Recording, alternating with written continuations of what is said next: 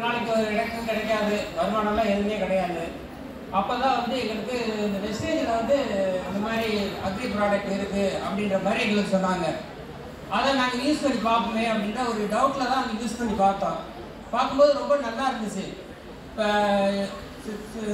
பட்டாணி வந்து இந்த வருஷம் விவசாயம் பண்ணியிருக்கோம். எப்படின்னா முன்னாடியெல்லாம் போட்டோம்னா கெமிக்கல் யூஸ் பண்ணும்போது அங்கங்கே புழு வந்து கடிச்சு எல்லாம் செடியெல்லாம் இதாகி போயிடும்.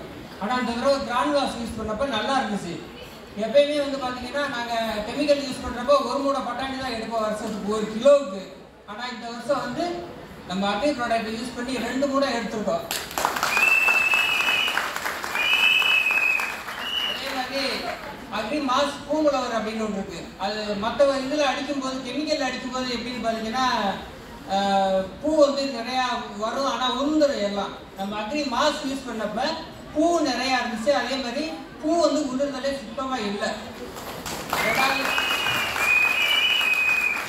அங்கிருந்து பார்த்தீங்கன்னா அக்ரி நானோடெக் வந்து அடித்தோம். அது வந்து எப்படின்னு பார்த்தீங்கன்னா காய் வந்து ரொம்ப நல்லா ஷைனிங்காக இருக்குது. ரெண்டாவது கெமிக்கல் யூஸ் பண்ணும்போது இப்போ பார்த்தீங்கன்னா 8 பருப்பு அதுக்கு கீழே தான் இருக்கும். இப்போ நம்ம ப்ராடக்ட் யூஸ் பண்ணுறப்ப 10 பருப்பு 13 பருப்பு அந்த அளவுக்கு நல்லா இருக்குது.